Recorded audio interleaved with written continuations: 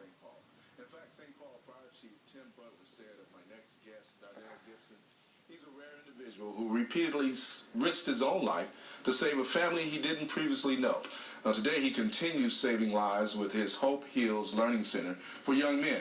I'm so proud to have him here on board with us today. Donnell Gibson to Urban Perspectives. How you doing, man? I'm blessed, man. How about you? I can't complain now that you're here. You got that fantastic smile. You're going to be doing a lot of things in your life, man. And you've already done a lot, Donnell. And so personally, I want to say thank you for what you're doing now in regards to our young people. So thanks so much. Appreciate it. Let's talk a little bit, taking you back. I know I don't want to revisit it too much, but how did you find yourself in that deadly situation where you had to save not one but 10 people from a fire? I think what really people don't realize is coming from an urban community. Mm-hmm. We actually face that every day. Yeah. And our life, we feel comfortable being uncomfortable, Mm-hmm. and that was an uncomfortable situation. Yeah. And I felt comfortable in that. I felt that me going in there Mm-hmm. and doing what I had to do and not leaving one person, Yeah. God put me there for a reason. So you did 10 though. You Yeah. Not one. How did you? And I understand they were among. So how did you know to do what you did? By not giving up. My life's been like that. Mm-hmm. It's been road bumps, fences, and I continue to climb. I continue to jump over. Yeah. And for me to go in and out, Mm-hmm. and whatever it took to get them out, Yeah. and got them all safe. Yeah. That's the end product of that. That's great. So how did you know people were in the house? I mean, you were talking with someone who didn't even have the same language.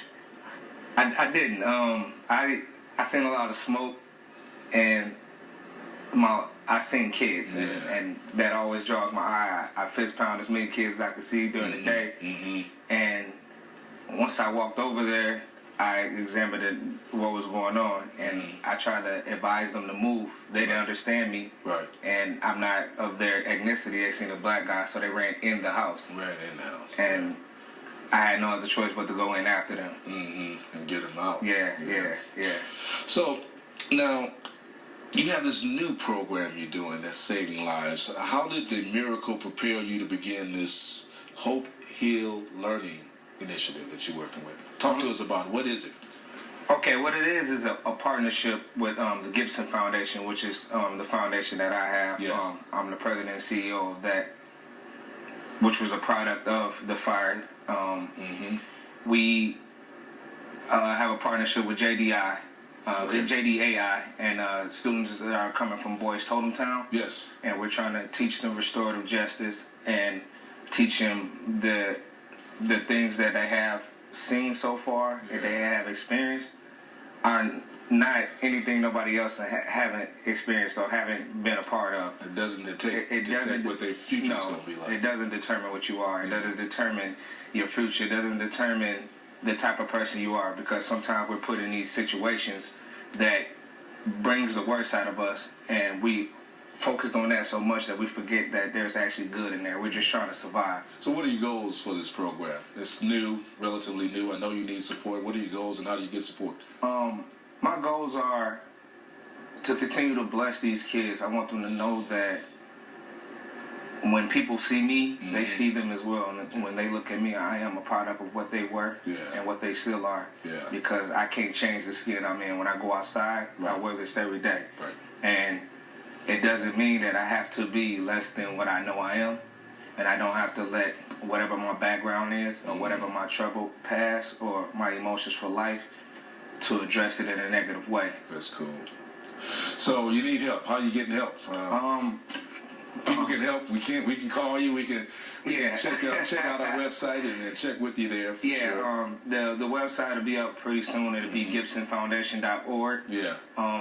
Also, if you want to send an email, it's nyce32015@gmail.com. Good. We'll put a link on our site. Yeah. Appreciate it. Another question I wonder: what advice would you give a young person, like you just said, about going in the wrong direction, to get them into the right track? What do you say to those kids, like you just talked about? But what do you think the one element it is that really turns that light on and changes their thought process? That they're human. Yeah. We look at kids, we look at the news and all of it is negative energy. Mm-hmm. And I don't think these kids get enough of positive feeding. We don't feed them enough. We don't just walk up to kids we don't know and just say, hey, what's up, little man? How you doing? Right. They're forgotten about because they're already addressing a negative view. So after a while, after you start feeding people, like even with the girls in school, I'm saying, hey, beautiful, hey, young lady, how are you? And you see them lighten up. It's not an everyday thing that they hear. Right. So when you walk up to a young man, you say, what's up, King? What's up, Prince? Right. You own what you walk in. The skin you walk in, the blessing that you carry, you are a king of that. Right. And you are to maintain that. I can see how that just uplifts them because I used to think to my wife, she would talk to the young kids in the skyways or whatever is showing out, and I said, you gotta be careful that way. But I would see how just those few words would make a major difference in their lives. Yes, They would turn up, they light up, and do what she says. Yes. So it's a great thing. Well, you're doing a great job, Donnell. We're going to continue to follow you and help wherever we can with the Gibson Foundation. Continue to provide us with information, and God bless you, man. Keep doing what you're doing. God bless you as well, brother. All right, Donnell Gibson, right here on Urban Perspectives. Coming up, hear from the woman who handles day-to-day activities of the Minnesota Timberwolves players and basketball department, and hear how she diagrams plays off the court for the team.